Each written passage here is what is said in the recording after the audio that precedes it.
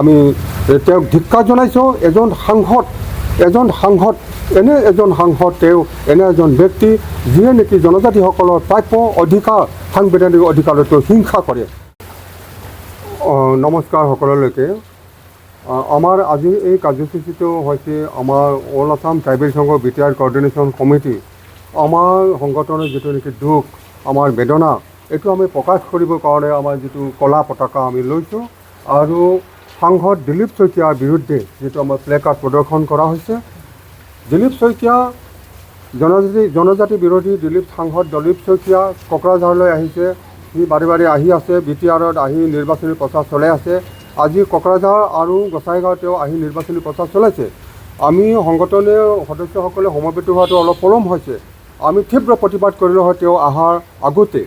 এতিয়া কথা হৈছে কি, দিলীপ শইকীয়া যিটো বিৰূপ মন্তব্য কৰিছে জনজাতি সাংবিধানিক অধিকাৰৰ বিৰুদ্ধে, জনজাতিসকলৰ সাংবিধানিক প্ৰাপ্যৰ বিৰুদ্ধে তেওঁ যিটো বিৰূপ মন্তব্য কৰিছে, এই মন্তব্যৰ বহু দল সংগঠনে, বহু ব্যক্তিয়ে বিৰোধিতা কৰি আছে, তীব্ৰ প্ৰতিবাদ জনাই আছে। তথাপিও আজিলৈকে জনজাতি বিৰোধী, ট্ৰাইবেল বেল এণ্ড ব্লক বিৰোধী, 6th শিডিউল বিৰোধী সাংসদ দিলীপ শইকীয়া ডাঙৰীয়া আজিলৈকে তেওঁৰ মন্তব্য উঠাই লোৱা নাই। সি BTC-বাসী জনজাতি ৰাইজৰ ওচৰত ক্ষমা প্ৰাৰ্থনা আজিলৈকে তেওঁ এইটো প্ৰাৰ্থনা কৰা নাই, তেওঁ ভুল স্বীকাৰ কৰা নাই। এই আচৰিত আমি তেওঁক ধিক্কাৰ জনাইছোঁ। এজন সাংসদ তেওঁ এনে এজন ব্যক্তি যিয়ে নেকি জনজাতিসকলৰ প্ৰাপ্য অধিকাৰ সাংবিধানিক অধিকাৰতো হিংসা কৰে আৰু এনে বিকৃত মানসিকতা সম্পন্ন এজন ব্যক্তি কেনেকৈ ৰাষ্ট্ৰীয় দল BJPৰ নিচিনা ৰাষ্ট্ৰীয় দলৰ এটা ৰাজ্যিক সভাপতি হৈ আছে, এইটো আমি আশ্চৰ্য প্ৰকাশ কৰিছোঁ। অল আছাম ট্ৰাইবেল সংঘ বিটিআৰ কোঅৰ্ডিনেশ্যন কমিটি আশ্চৰ্য প্ৰকাশ কৰিছোঁ। আৰু আমি আমাৰ অসম বিধানসভাৰ মাননীয় অধ্যক্ষ সন্মানীয় বিশ্বজিৎ দৈমাৰী ডাঙৰীয়াক আমি আহ্বান জনাইছোঁ যে বিশ্বজিৎ দৈমাৰী ডাঙৰীয়া, আপুনি বিচাৰ বিবেচনা কৰক।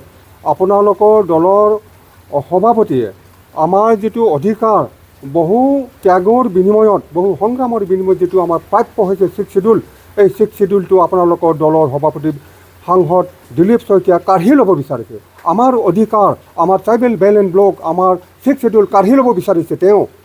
বিশ্বজিৎ দৈমাৰীয়া মাননীয়, আপোনাক আমি আহ্বান জনাইছোঁ, আপুনি বিচাৰ বিবেচনা কৰক। আৰু যিসকল আমাৰ বিটিআৰবাসীৰ যিসকল ট্ৰাইবেল নেতা পেতাসকলে BJPত আছে, তেওঁলোকক আমি আহ্বান জনাইছোঁ, আপোনালোকে ভাল এটা সুস্থ মনেৰে চিন্তা চৰ্চা কৰক আৰু BJP বৰ্জন কৰক। আপোনালোকে BJP বৰ্জন কৰক, কিয়নো আমাৰ যিটো সংগ্ৰাম আছিলে 6th শিডিউল পাবলৈ, বড়োলেণ্ড পাবলৈ যিটো সংগ্ৰাম কৰিছিল, এই সংগ্ৰামত আপোনালোকৰ সকলোৰে অৱদান আছে।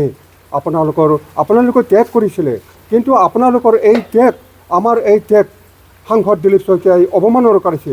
তেওঁ অপমান কৰিছে, তেওঁ চূড়ান্ত অপমান কৰিছে আৰু আমাৰ অধিকাৰ, আমাৰ ৰাইট তেওঁ কাঢ়ি ল'ব বিচাৰিছে। গতিকে সংবিধান সংশোধন কৰি হ'লেও, আইন সংশোধন কৰি হ'লেও tribal belt and block 6th schedule কাঢ়ি ল'ব বিচাৰিছে দিলীপ শইকীয়া ডাঙৰীয়া। ইয়াৰ তীব্ৰ প্ৰতিবাদ জনোৱা হৈছে। যিদিনালৈকে তেওঁ আকৰ্গজ হৈ থাকিব, ক্ষমা প্ৰাৰ্থনা আজিলৈকে তেওঁ বিচৰা নাই।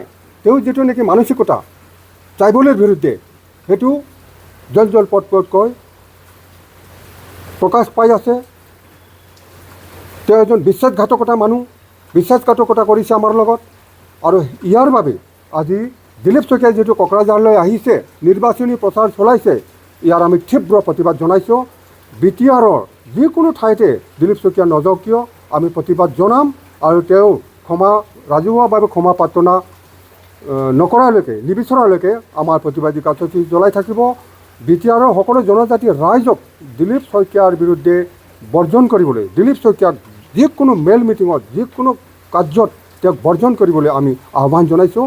আৰু সকলো দল সংগঠন ৰাইজক দিলীপ শইকীয়াৰ বিৰুদ্ধে তীব্ৰ প্ৰতিবাদ জনাবলৈ আমি অল আছাম ট্ৰাইবেল সংঘ বিটিআৰ কোঅৰ্ডিনেশ্যন কমিটিৰ ফালৰ পৰা আমি আহ্বান জনাইছোঁ। আমাৰ জনজাতি যিমান দল সংগঠন আছে, ৰাইজ আছে, বুদ্ধিজীৱী আছে, দিলীপ শইকীয়া সাংসদ ট্ৰাইবেল বিৰোধী, জনজাতি বিৰোধী, 6th শিডিউল বিৰোধী দিলীপ শইকীয়াৰ বিৰুদ্ধে প্ৰতিবাদ সাব্যস্ত কৰিবলৈ সকলোকে আমি আজি বিনম্ৰভাৱে অনুৰোধ জনাওঁ।